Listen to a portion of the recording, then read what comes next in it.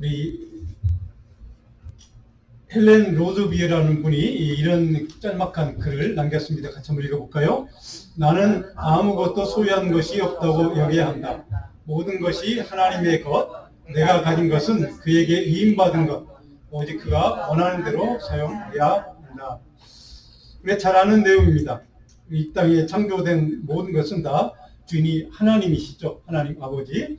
원래 세상에, 그래서 우리 인간에게는 내 것, 우리의 것이란 원래 없습니다. 하나님의 것이기 때문에.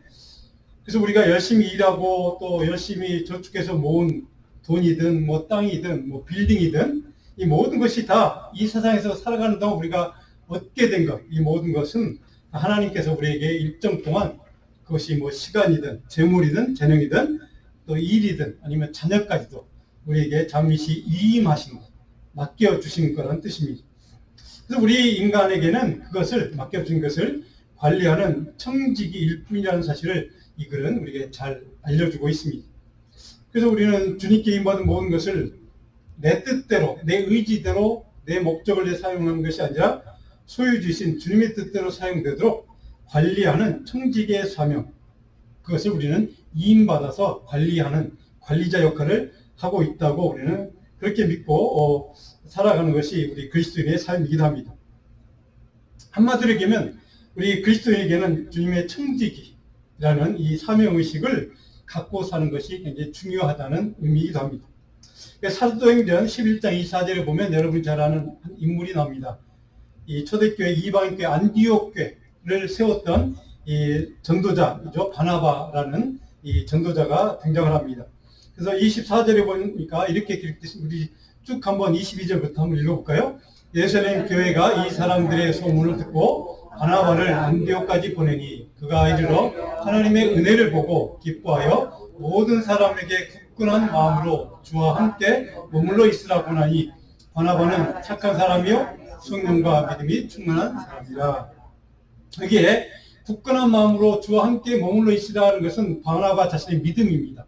예수님에게 어떤 상황에서도 어떤 시험과 어려움과 고난이 와도 결코 떨어지지 말고 주님께 딱 달라붙어 있으라. 이게 이제 그의 믿음이었고 이것을 이제 성도들에게 권면하는 말이기도 합니다. 그런데 바나바는 이제 평가하는 거, 바나바 어떤 인물인가, 바나바를. 자, 다시 한번 볼까요? 착한 사람이라고 돼 있죠. 착한 사람. 성령과 믿음이 충만한 사람을 알겠는데 착한 사람은 왜 여기 중요할까? 무엇이 중요하길래 착하다고 표현했을까? 이제 이것이 오늘 우리가 다루려고 하는 주제입니다. 이 착하다는 말은 헬라어는 아가토스라는 말입니다. 이 말은 뭐냐면 하나님으로부터 온 성품입니다.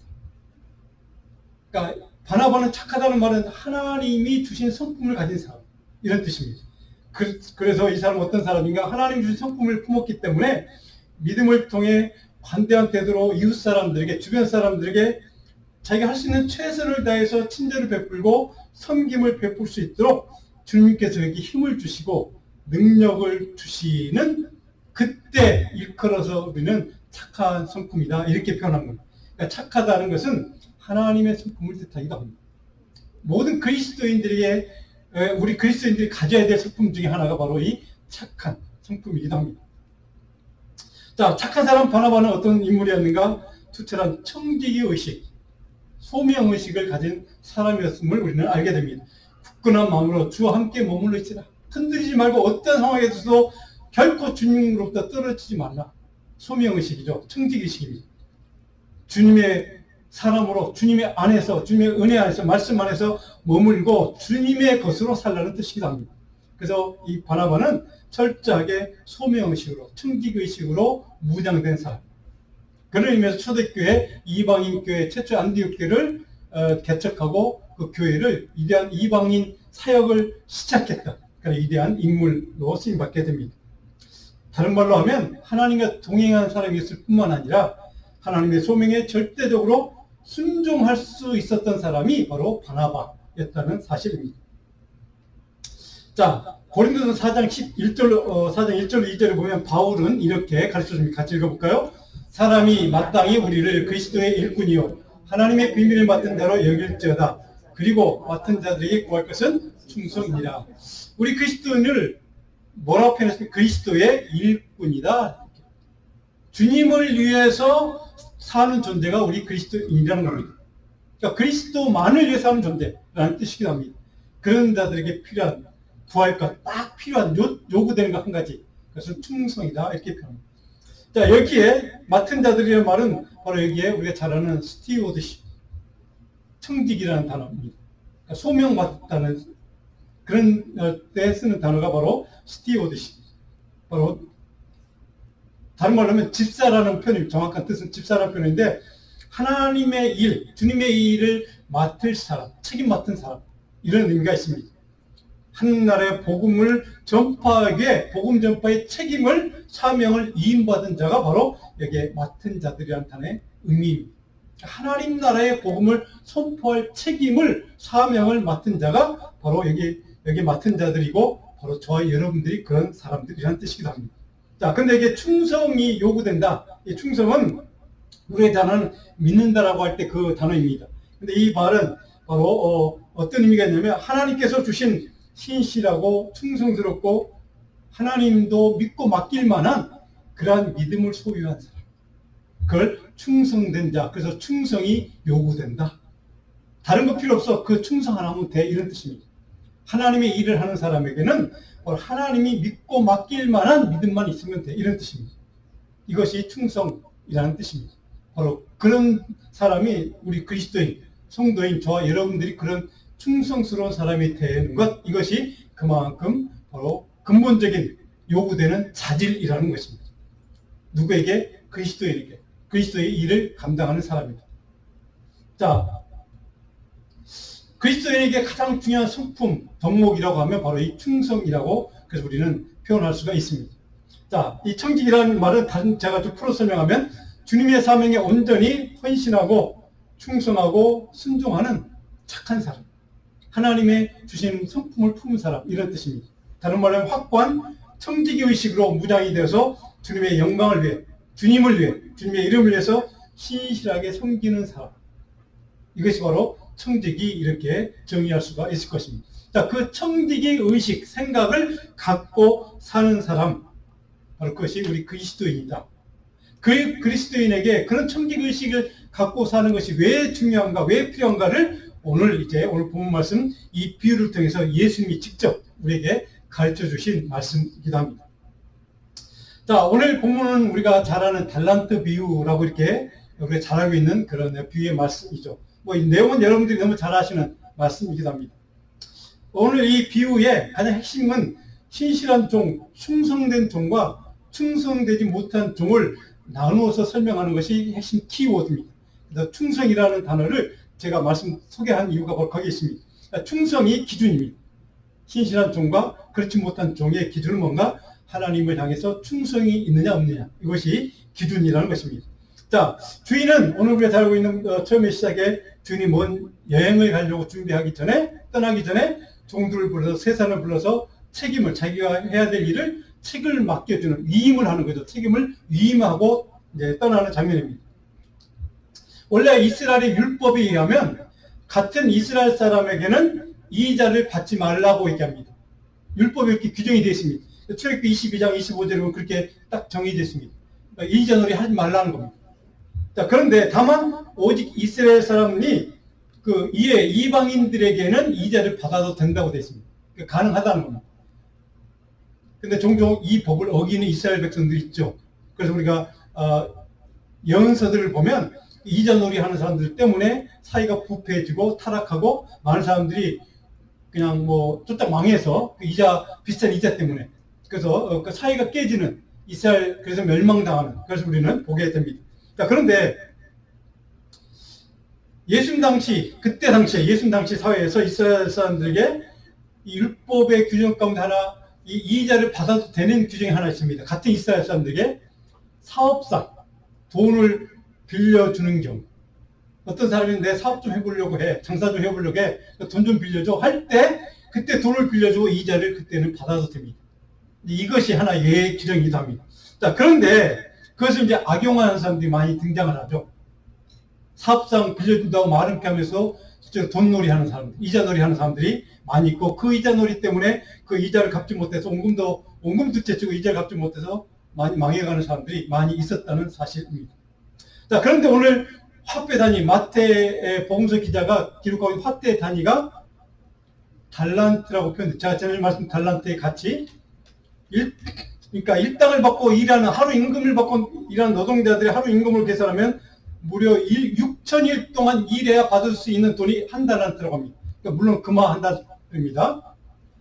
거의 20년 동안 쉬지 않고 일해야만 벌 수 있는 가치의 돈이 바로 한 달란트라는 뜻입니다. 자, 그런데 오늘 세 사람 중에 첫 번째 사람은 5달란트를 받았고, 한 사람은 또 2달란트 받았고, 또 한 사람은 이제 1달란트 이렇게 했는데, 그러니까 5달란트를 받은 사람은, 이 책임을 위임받은 사람은 3만일 동안 일을 해야 받을 수 있는 임금의 가치가 있는 돈을 5달란트를 받았다는 의미가 됩니다. 엄청난 양의 돈, 큰 돈입니다. 자, 그런데 한 달란트 받은 사람도 그 한 달란트 가치가 바로 6,000일 동안 일을 해야 받을 수 있는 돈이기 때문에 엄청난 큰 돈이기도 합니다. 근데 누가복음에는 이제 달란트 비유가 아니고 문화 비유라고 비슷한 내용의 문화 비유가 있는데 문화는 훨씬 더 가치가 약합니다. 그래서 마태복음의 내용을 보면 마태가 기록하고 있던 그때 당시에 마태가 아는 사람들, 교인들 가운데는 부자들이 좀 많이 있었던 것 같습니다. 그러니까 화폐 단위가 큰 걸 보면 그래서 아마 이렇게 예를 들어서 설명한 것 같습니다. 오늘 비유의 목적은 아까 말씀드린 것처럼 그런 의도가 있지만 또 한 가지 중요한 것은 하나님 나라에 대한 비유이기도 합니다. 하나님 나라가 도래하기 전에 너희들이 어떤 삶을 살아야 하느냐. 이것을 가르쳐주고자 오늘 이 비유를 예수님이 들어서 설명합니다. 다른 말로 하면 청지기 사명, 스티어드십을 강조하기 위해서 이 비유를 예수님은 말씀하고 있다는 사실입니다. 오늘 비유의 내용 가운데 중요한 사실은 아까 제가 말씀드린 이스라엘 사람들에게 같은 동족의 이윤을 남기면 안 됩니다. 그런데 이거는 비즈니스를 돈을 빌려주는 게 아니라 비즈니스 투자를 해서 이윤을 남기기 때문에 바로 이것은 문제가 없는 그런 일이기도 합니다. 근데 이윤을 남기는 이 원리가 오늘 가장 중요한 핵심 원리이기도 합니다. 이윤을 남기라. 자, 특별히 오늘 비유의 말씀은 여러분들이 좀 넓게 생각해서 임박한 종말 때, 재림 때, 주님이 곧 오시겠다고 약속하고 올라가지 않았습니까? 이제, 물론 예수님이 당시는 뭐 살아계실 때이긴 하지만, 그런 걸 우리가 아는데, 초대교회 당시에 예수님이 금방 오신다는 것이 점점 이제 지연이 되고 이루어지지 않거든요. 그래서 이 예수님의 비유를 다시 그 사람들이 생각을 하게 됐습니다. 이 비유, 도대체 왜 예수님이 이 비유를 말씀하셨을까? 생각하고 내린 결론이 뭐냐? 하나님 나라가 오기 전까지, 예수님 다시 재림하시기 전까지 우리에게 어떻게 살라고 말씀하신 거구나 라고 깨닫게 되었습니다. 그래서 우리는 그것을 달란트 비유 이렇게 표현합니다. 자, 지금 우리는 교회의 시대라고 합니다. 성령의 시대라고 얘기합니다. 예수님이 승천하시고 다시 오시겠다고 하신 그때, 재림의 때가 지금까지 2000년 동안 지연되고 있는, 연장되고 있는 상황입니다. 하나님 나라는 예수님이 이 땅에 오셔서 하나님의 복음을 선포하는 그 순간 이미 이루어졌습니다. 내가 복음을 선포하러 왔다. 하나님 나라를 선포하러 왔다.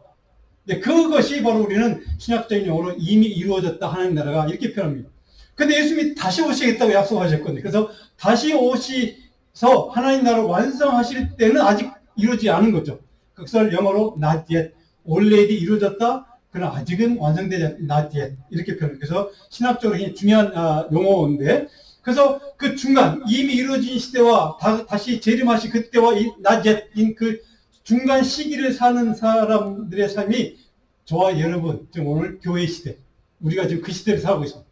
이미 이루어진 하나님 나라와 주님이 재림하셔서 이루실 영원한 종말의 하나님의 나라, 그때 중간 시기를 사는 게 우리의 삶이라는 것입니다. 그때 어떤 삶을 살아야 하는가를 비유로 말씀하신 게 오늘 비유의 말씀이라는 것입니다. 그러면 여러분들이 우리가 어떻게 살아야 되겠구나, 이 비유를 통해 배울 수가 있다는 것을 깨닫게 될 것입니다. 자, 그러면 그런 것들에서 주님의 재림, 이게 헬라말로 파루시아라고 합니다. 주님의 재림이 지연되고 아직 이루어지지 않고 곧 오시겠다고는 약속을 하셨지만 언제 이루어질지 우리는 알지 못하는 그런 상황. 그 상황을 사는, 그 중간 시기에 사는 우리 성도에게 주님이 무엇을 요구하시는가? 그것이 바로 충성이라는 것입니다. 자, 어떤 그런 삶의 자리, 중간 시기를 사는 삶의 자리에서 우리가 살아가는 저와 여러분들이 주님 앞에 충성이라는 태도를 가지고 살아야 하는데, 도대체 그것은 무엇을 의미하는가? 그것이 오늘 비유에 이제 풀어서 설명하고자 하는 내용입니다. 자, 첫 번째로 우리가 어떻게 살아야 하는가? 청지기의 원칙, 여러분 설교를 들어보시면 청지기 원칙 제가 1, 3, 4 네 가지를 저는 첫 번째, 각 사람의 능력, 재능, 달란트에 따라 사명이 주어진다는 사실을 우리가 잘 아는 사실입니다. 능력이나 재능이나 달란트에 따라 그의 사명의 크기가 달라진다는 사실입니다. 14절, 15절에 보니까 그런 내용이 기록됐죠. 14절, 또 어떤 사람이 타고 갈 때 그 종들을 불러 자기 소유를 맡김, 위임한다는 뜻입니다. 그 종들을 여기서 둘러싼 말씀이 노예가 아닙니다. 여기 종은. 그래서 바로 자발적으로 기꺼이 스스로 자원해서 바로 그리스도의 권위 아래서 내가 살아가겠다고 믿음으로 결단한 사람들, 여기 종들이라고 표현합니다. 그래서 둘루스란 일라도 하는데 바로 이것은 노예의 의미가 아닙니다. 그래서 내가 자원해서 주님의 권위 아래서 살아가기로 결단한 사람들을 표현한다는 가 여기 종들이라는 단어입니다. 근데 여기 맡겠다는 말은 책임과 권한을 위임했다라는 뜻입니다. 그런데 15절에 중요한 원칙이 있습니다. 각각 그 재능대로 책임을 위임했다는 뜻입니다. 재능대로. 그렇죠? 어떤 사람은 5달란트, 어떤 사람은 2달란트, 어떤 사람은 1달란트. 이렇게 세 사람에게 각각 다르게 금액을 위임했다는 뜻이죠. 자, 이 달란트는 도대체 뭘까? 물론 돈, 당시 화폐 단위이기도 하지만 우리가 주님께 받은 은사들, 주님이 주신 능력들 있잖아요. 드나미스라고 하는 것들, 그러니까 뭐 성령의 기프트를 뜻하는 단어이기도 합니다. 그러니까 하나님이 우리 각자에게 저와 여러분에게 주시는 그때 어떤 일을 할 수 있는 그 사람만의 특별한 어떤 능력, 잘할 수 있는 일, 이런 것들을 달란트라고 표현을 했습니다. 자, 그런데 아까 처음에 시작할 때 주님이 주신 우리가 갖고 있는 것은 내 것이 아니라 누구 것이라고요? 하나님, 주님의 것이라고 말씀드렸죠. 자, 그런 주님이 주시는 능력이라고 하면 우리가 가진 모든 능력, 달란트도 주심이 주시는 것이라는 뜻입니다. 그러니까 우리에게 있는 것 자체가 능력, 어떻게 할 수 있는 것 자체가 하나님이 우리에게 위임해 주신 것이라는 의미이기도 합니다. 소유주는 내가 아니라 하나님에게 소유권이 하나님께 있다는 뜻이기도 합니다. 소유권이 하나님께 있다는 말은 우리의 은사, 능력은 누구를 위해서 쓰여진다? 주인이신 하나님을 위해서 쓰여져야 한다는 뜻이기도 합니다.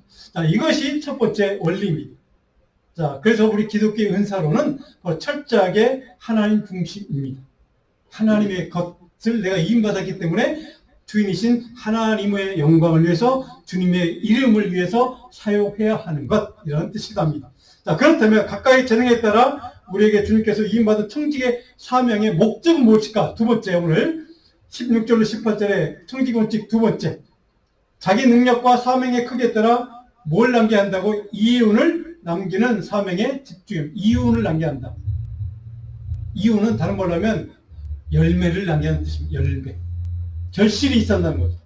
자, 16절에 보면 이렇게 기록됐습니다. 5달란트 받은 사람은 바로 가서, 여기 바로 갔다는 말이 중요해요. 바로 가서 그것으로 장사했다, 비즈니스 했다는 뜻입니다.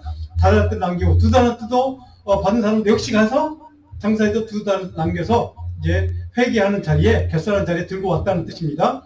그런데 18절에 보니까 1달란트 받은 사람은 어떻게 했습니까? 가서, 여기 즉시라는 말이 없습니다. 그냥 가서 땅을 파고 그 주인들을 땅속에 감추었다, 이렇게 됐습니다.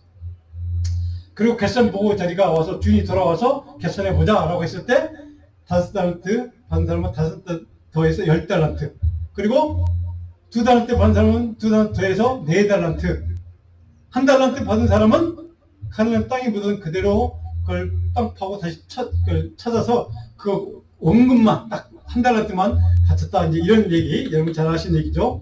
자, 이 1달란트 받은 사람이 왜 저주받았는지, 이제 이것이 오늘 본문의 이 비유의 핵심이기도 합니다. 1달란트 받은 사람은 원금만 그대로 들고 왔죠. 그것도 아무것도 하지 않고 땅속에 퍼묻은 그 돈, 그것만 그냥 이 사람 한 일이라고는 땅을 파고 덮고 또 다시 파고, 이거밖에 한 일이 없습니다. 자, 그 사람은 무엇이 문제인가? 그가 주님이 명령대로 가서 장사를 해라, 이윤을 남겨오라고 말씀하셨잖아요. 명령하셨잖아요, 주인이. 이 사람은 그 주인의 명령을 듣지 않았다는 뜻입니다. 순종할 의사가 없었다는 뜻이죠. 그러니까 땅에 그냥 퍼묻어서 그 원금만이라도 나는 그냥 갚으면 되겠지 뭐. 나는 아무런 노력할 필요도 없어. 나는 주인의 말 들을 의사가 없어. 이런 뜻입니다.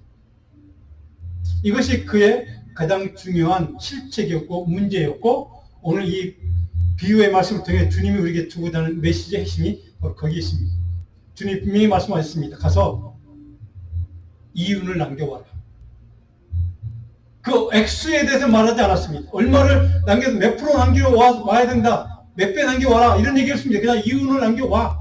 다른 말로 하면 네가 몇 배 남겨도 난 상관없어. 그렇지만 네가 무엇인가 남겨갖고는 와. 다른 말로 하면 이 돈을 줄 테니까, 맡길 테니까 네가 한번 수 있는 대로 해봐. 비록 실패할지라도 네가 한번 해봐. 무엇인가 해봐. 그리고 무엇인가 남겨와. 이런 뜻입니다. 근데 이 한 달러 받은 사람은 그럴 생각이, 그 주인의 명령을 이임받은 책임을 다할 생각이 전혀 없었다는 사실에 그의 문제가 있었다는 사실입니다. 노력과 땀과 수고와 충성을 바칠 의사가 전혀 없는 사람. 바로 이런 그릇된 태도와 잘못된 가치가 바로 이 사람을 영원한 저주에 빠지게 만들었다는 사실을 우리는 먼저 기억해야만 합니다. 그는 헛된 삶을 산 것입니다. 무익한 삶을 산 것입니다. 그에게 맡겨주신, 주인이 맡겼던 청지기의 사명을 전혀 감당하지 못하고 회피하고 말았던 그런 사람의 삶의 모습을 우리는 이 사람을 통해 배우게 됩니다. 그렇다면 세 번째 청지기 원칙. 주인은 재능에 따라 소에게 위임한 청지기 사명에 대해 반드시 뭐 한다고요? 세임한다. 결산한다. 반드시 평가하고 판단한다는 사실입니다. 맡겨주신 거에 대해서 언제가 셈할 때가 온다는 사실입니다. 오늘 19절 30절에 보니까 그 내용들이 쭉 이제 기록되어 있는 내용이 본문의 핵심적인 단락입니다. 19절에 보니까 주인이 돌아와서 그도 결산할세 이렇게 되어 있죠. 5달란트, 2달란트 받았던 사람 달란트들을 남겨와서 주인에게 내놓고 이제 내가 이렇게 이윤을 남겼습니다 라고 이렇게 결산을 합니다. 자, 그런데 25절에 보니까 그 한 달란트 받았던 사람, 땅에 묻었던 사람, 그는 그 주인 앞에 이렇게 변명합니다. 한 달란트, 그거 온 것만 갖고 온 거에 대해서 이렇게 변명하죠. 두려워하여 내가 나가서 당신의 달란트를 땅에 감추어 두었었나이다. 보소서 당신의 것을 가지셨나이다. 나 원금이라도, 그래도 소리는 안 보고 원금만이라도 들고 왔어요. 이것도 잘한 겁니다 라고 아마 그렇게 생각했던 것 같습니다. 자, 그런데 주인의 위선은 27절을 보니까, 그렇다면 차라리 돈놀이를 해서라도 이자라도 받아갖고 원금하고 이자를 들고 와야 그게 정상인데 너는 그 원금만 들고 왔다. 그 30절에 보니까 이 무익한 종을 바깥 어두운 데로 내쫓아라. 여러분 잘 아는 얘기죠. 자, 이 주인이 갑자기 돌아와서 회계 결산 보고를 받고 명확하게 상벌 그리고 보상과 처벌을 하는 장면을 우리는 이 이야기를 통해 잘 알고 있는 내용들입니다. 자, 처음 두 사람에 대해서는 여러분들이 뭐 잘 아는 얘기니까 뭐 제가 설명할 필요는 없고요. 자, 이 마지막 사람이 문제입니다. 그는 주인의 생각과 의도에 대해서 전혀 생각하지 않았습니다. 자기의 삶의 주인, 자기에게 이임해 주신 달란트의 주인도, 자기 인생의 주인도 그 주인에게 또 온다는 사실을 그는 전혀 인정하고 싶지 않았던 겁니다. 그 주인에게 속해 자이면서도 내 삶의 것, 내가 가진 모든 것 다 주인이 주신 거라는 그런 사실을 그는 인정하지 못했다는 사실. 그래서 순종할 마음이 없었던 것. 그것이 바로 이 종의 문제였다는 사실. 그는 주인에 대해서 전혀 생각할 의사가 없습니다. 자, 오늘 이 사람의 마음과 태도에 대해서 주님은 우리에게 문제를 제기하는 겁니다. 너희는 어떠니? 너 이 사람과 다르니? 너는 주인인 나에 대해, 나는 창조주 하나님이라고 내가 주인이라고 너희들이 믿고 고백하잖아. 근데 너희들의 생각과 행동과 마음 중심에는 내가 없어. 내가 명령하는 것 그 지킬 의사가 없어. 바로 그것이 너희의 문제라고 하는 것을 우리에게 지적하는 말씀입니다. 사랑하는 여러분, 바로 이 지점에서 이미와 아직 이루어지지 않은 그 하나님의 나라의 중간 시기를 살아가는 저와 여러분들에게 너희는 어떤 마음과 태도로 어떤 가치로 살아가야겠니? 라고 주님이 우리에게 도전하시는 질문이기도 합니다. 이 한 달란트 받았던 사람은 그의 마음속에 주인에 대한 생각, 주인의 명령에 대한 순종할 생각이 전혀 없어. 1%도 없는 사람. 그런데 자기는 그 주인에게 속해 있는 자라고 믿고 있습니다. 그러니까 돈을 받아서 갔다가 그 주인에게 다시 결산자리에 온 거 아니겠습니까? 자기 주인이 누구인 걸 그는 인정했기 때문에. 근데 마음속에는 주인에 대한 인정이 없습니다. 무시합니다. 당신이 주인이야? 그래, 뭐 주인일 수 있겠지. 당신의 명령이나 당신의 말이나 당신의 말에 대한 순종할 의사가 전혀 없어. 오늘 많은 그리스도인들 중에 이런 태도 살아가는 사람들이 참 많습니다. 나의 주인은 예수님이라고 고백하지만, 내가 가진 모든 것은 다 주님 것이라고 입으로는 고백하지만 삶의 현실에, 그 삶의 모습에는 전혀 주인이신 주님을 배려하지 않습니다. 주님이신 주님에 대한 생각이 눈꼽만도 없습니다.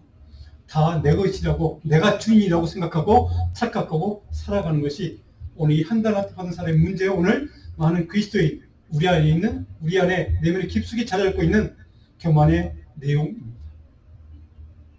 사랑하는 여러분, 그것이 돈이든 건강이든 재물이든 권력이든 명예든 영적인 은사든 상관없이 그것이 무엇이든지 우리가 갖고 있는 것이 있다면 그것 다 주님께로부터 이임받았다는 사실을 우리가 인정한다면, 처음에 말씀드린 것처럼 참된 주인이신 소유자인 예수 그리스도의 뜻에 합당하게 주님의 이름의 영광을 위해서 그 모든 것을 사용하는 것이 마땅하지 않겠니?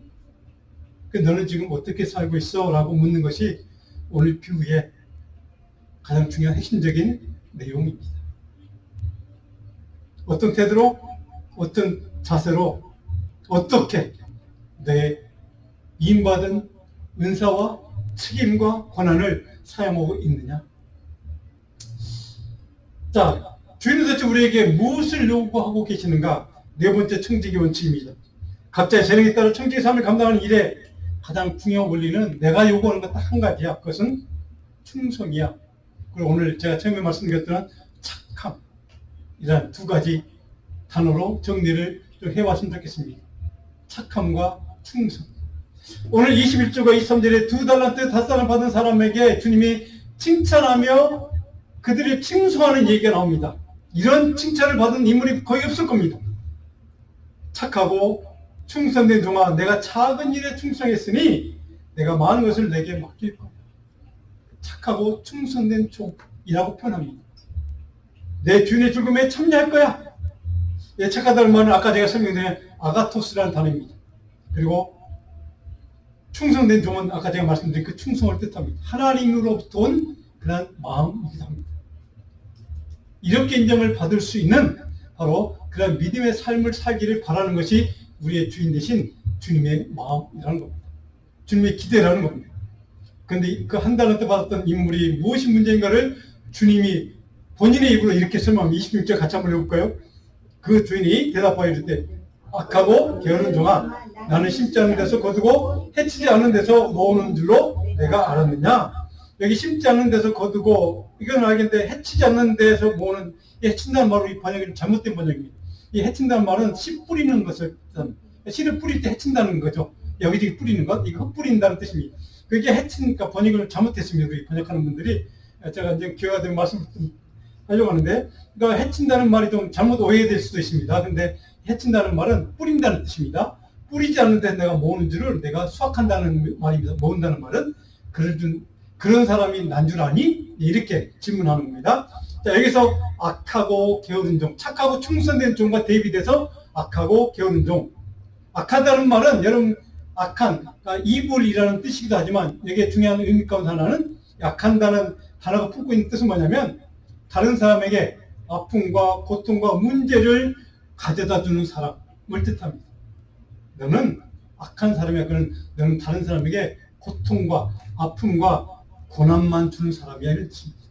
저주죠. 너희 인생은 다른 사람에게 부담만 주는 사람이야. 이런 뜻이기도 합니다. 이것이 악한 종이라는 뜻입니다. 그리고 여기 보면 게으른 종. 게으르다는 말은 나태하고 움츠러뜨리고 소심해서 겁이 많은 사람. 그래서 여기에 주님의 사명, 주님이 맡겨준 그 책임, 위임하신 그 사명을, 그 은사를 부담으로 느끼는 사람. 이것이 게으른 사람. 그래서 아무것도 하지 않습니다. 왜? 부담이니까. 그것을 하나님의 영광을 위해서 하나님 나라를 위해서 쓰임받아야 할 이임받은 사명이고 은사고 권능이고 능력인 것을 생각하지 않고 그것이 다 부담이야. 그래서 아무것도 하지 않고 땅속에 묻어버리는 것. 이것이 악하고 게으른 이 한 달한테 받은 사람의 가장 핵심적인 문제, 삶의 태도, 가치입니다. 오늘 그리스도인들에게 해당되는 말입니다. 아무것도 하지 않습니다. 왜? 주님의 일을 감당할 때 너무 부담스럽거든요. 좀 너무 힘들거든요. 그러니까 내가 그냥 땅에 묻어버리는 이런 태도를 지금 게으르다고 악하다고 표현한 겁니다. 자, 사랑하는 여러분, 착하고 충성된 종이라 인정받은 두 사람에게 우리가 배워야 될 교훈, 가치가 무엇입니까? 그들 곧바로 즉시 달란트를 받자마자 비즈니스에서 떠났다고 오늘 성경은 우리에게 가르쳐줍니다. 그것은 그들은 신실하게 충성스럽게 즉시 헌신하고 순종했다는 뜻입니다. 순종의 사람이었다는 뜻입니다. 그들은 묵묵했습니다. 아무런 툴을 가지 않았습니다. 바로 가서 열심히 일해서 충성을 다해서 최선을 다해서 신실하게 바로 이익과 열매를 거두어서 결산의 자리에 주님과 함께 결산하도록 왔다는 뜻입니다. 그들은 최선을 다했습니다. 자기에 맡게 된 사명, 책임, 청지기 사명을 그들은 최선을 다해서 충성을 다해서 그들은 헌신했고 주저하지 않았고 순종한 사람들. 바로 이것이 그들에게 우리가 배워야 될 가장 중요한 영적인 가치이다. 오늘 우리들의 문제는 무엇입니까? 우리 주님에게 받은 그 사명을 감당하는 일을 행함에 있어서 너무나도 많은 이유와 핑계와 다양한 조건을 갖다 붙입니다. 그리고 주인에게 기대하고 바라는 것이 원하는 것이 너무 많습니다. 바라는 보상이 너무 많습니다. 여러 가지입니다. 하나님, 내가 이거 하면 하나님 이렇게 좀 해주세요. 보상심리죠. 오늘 우리들의 문제는 거기에 있습니다. 이 한 달을 받은 사람은 그것마저도 없었다는 게 문제이긴 하지만 바로 오늘 많은 크리스토인들의 우리 크리스천의 신앙생활에 있어서 청지기 사명에 있어서 가장 큰 문제 가운데 하나가 바로 이 보상심리입니다. 내가 헌신한 만큼, 내가 하나님의 영광을 위해서 일한 만큼 내게도 복 주시라. 이것이 오늘 우리들의 문제라는 뜻입니다. 우리가 원래 주인을 위해서 쓰는 것인데 마치 나를 위해 써야 할 것을 주님께 양보한 것처럼.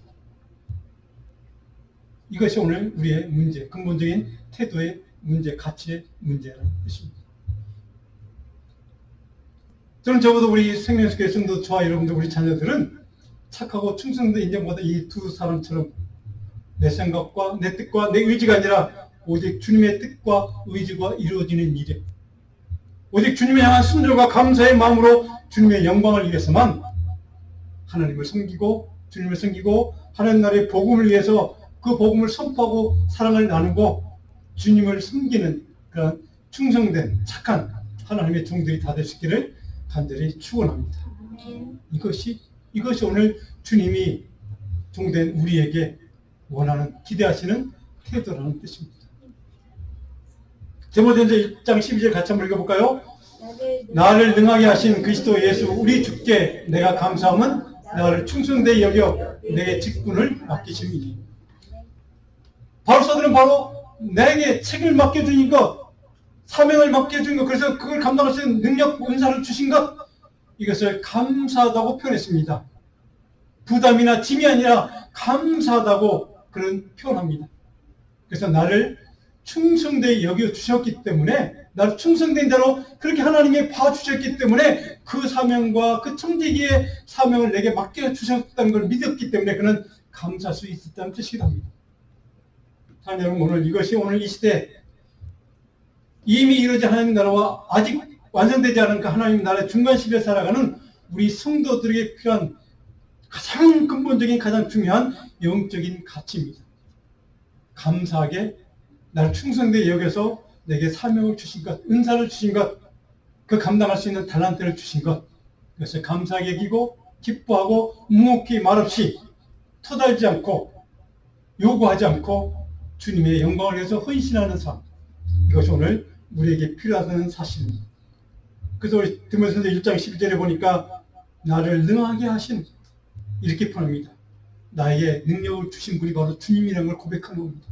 내 안에 있는 능력이 있다면 그 능력도 주님이 주신 거야.